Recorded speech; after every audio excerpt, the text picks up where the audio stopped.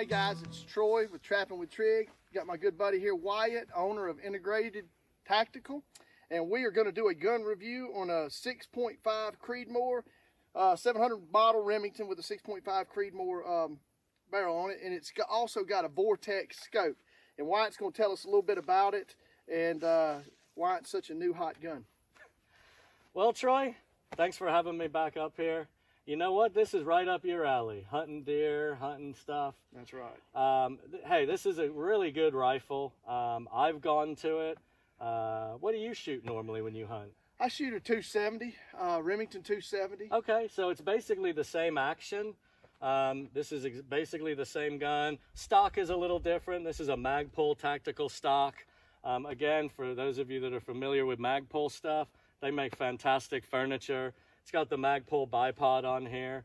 So it's a great gun for hunting. A lot of people are going to this round, a 6.5 Creedmoor. It's a much flatter round than your typical other hunting rounds. Remember when we were kids, it would be something like a 30-06, a 30-30. We shot our grandpa's rifles, right. And they kick like a mule. One of the reasons that people go for it, not only because it's got a much flatter trajectory over distance, but also it's got a lighter recoil. So the cartridge was invented around 2007. It's based off of a 308 cartridge. So it's still got a lot of power behind it, and you can really reach out a long way, especially if you're going somewhere like Colorado. You're going to do some long range hunting, not necessarily out of your blind, where it's sort of typical 80 to 150 yards maybe. If you're going to go and hunt some other more exotic stuff at longer, 300, 400, 500 yards, the 6.5 is just a great round for doing that. Great gun. Everyone has their own opinion when it comes to hunting rifles, right? Exactly. This is a little bit heavier because it's got the Magpul hunter stock on it, so it's got a little bit more bulk to it. Mm-hmm. So, you know, you might not want to carry this gun and walk, 10 miles through the brush looking for game. So maybe you would take your 270. With the strap on it over your shoulder, you get used to it after a while. The military have actually started adopting this in 2017. Department of Homeland Security, SOCOM, so some of our snipers have started using this. Again, because of its accuracy and how far out it can reach. This rifle will easily do 1 MOA at 1,000 yards. So wow. You'll get all your rounds, within a quarter inch at 1,000 yards. Some people almost say it's boring to shoot because it's so accurate when you're down at the range. Another reason why some of these people have adopted it is because to transfer over from their old rounds to this round, they're already using a Remington platform. So at that point, it's a barrel change the magazine, you're good to go. They don't have to rebuy all their rifles. That's awesome. So what is the price point on something like this, Wyatt? And then tell us a little bit about the Vortex scope too. Yeah, sure. Awesome. So the actual rifle itself for this particular model, this is a Remington 700 and 6.5 Creedmoor SPS Tactical. What that means is it's got a little bit of a heavier barrel, and at the end it's a threaded barrel. So you can put a suppressor on it. Again, when you go out hunting here on Trapping with Trig, we love suppressors. Yes, sir. Best hearing protection out there. So this one has the threaded barrel. This is going to run you somewhere around the $850 mark. Super affordable. So yeah, super affordable. And then you put your bipod on it if you want. Bipod will run you about $100 maybe. Put a sling on it. This is a Vortex PST Gen 2. Great optic. There's basically two types of optics. We won't get too much into it today because I think we're going to cover that in another video. But there's basically the normal optics that most people have, where when you look through the scope and you zoom in, the image zooms in, but the reticle stays the same size. This is called a front focal plane scope. So what this is when you zoom in, the reticle and the image zoom in together.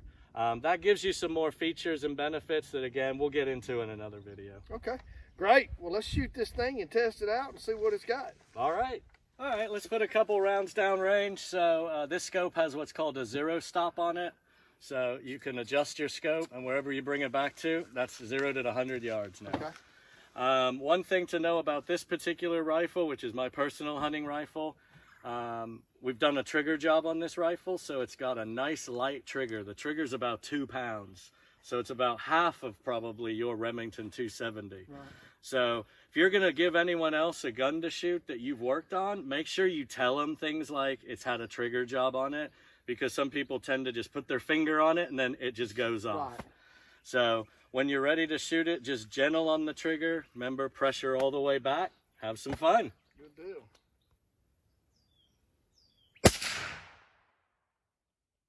Man, that was crazy. It's exactly what you said. See what I mean about that light trigger? Yeah, you just barely put your finger on it. Just get on target, put your finger on that trigger, and just... There you go.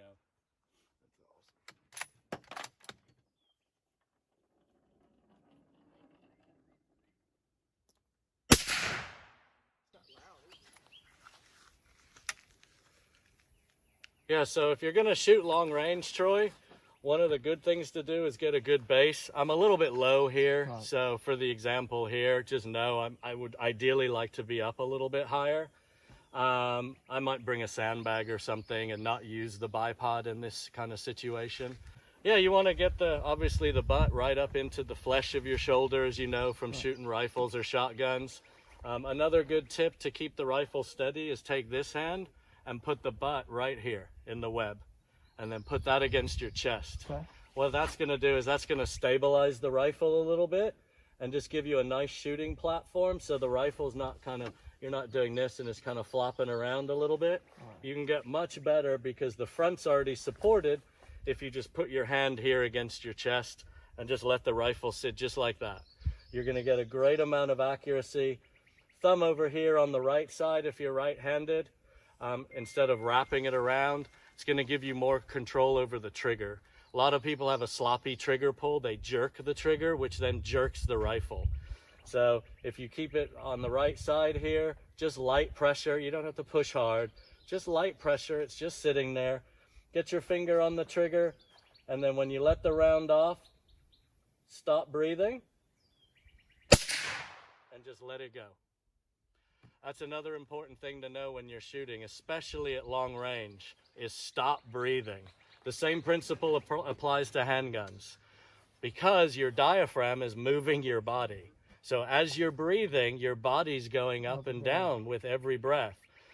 Stop wherever feels comfortable for you.